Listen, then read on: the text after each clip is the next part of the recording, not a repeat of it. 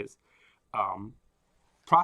meat processors, came up with this idea that if you shock the animal, it's called stimulate the animal with a big jolt of electricity after the shechita, after the slaughter, then the meat comes out more tender.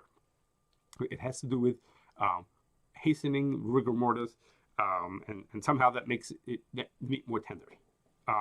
It could be done right away after the shechita. It could be done after the slaughter. It could be done right after the slaughter, a little after the slaughter, a little before they take the hide off, which helps get the hide off also. It has an extra benefit. It makes it easier somehow to get off the hide. Or it could be done way later on with a lot of electricity. There's different methods of doing it. And it appears from the scientific look at it that this electrical stimulation causes more blood to come out of the carcass than would come out naturally.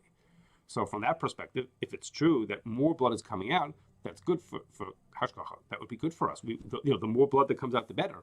So we would be that in itself is a positive piece of information.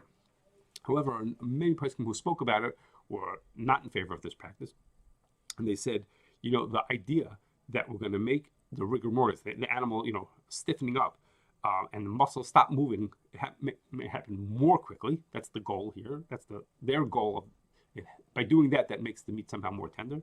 That might cause dam to get stuck in certain places. We don't really know. That's one. There's a thing. You can't have dam that got stuck in some place. It didn't drain out the way it's supposed to.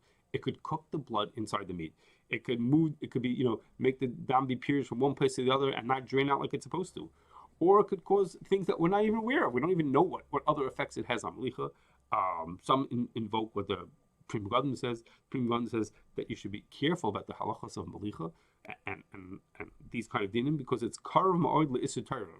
In most cases, melicha issues are only drabanans, because dam is only also if it was period, not if it was salted, not if it was cooked. There's lots of cases where it's only a drabanan, but it's karv ma'od le'isur Torah. It's very close to being an isur deraisa, and therefore you should be particularly careful about it. So it's a sort of apprehension to try to do something new that may have an effect on the way the blood will come out eventually.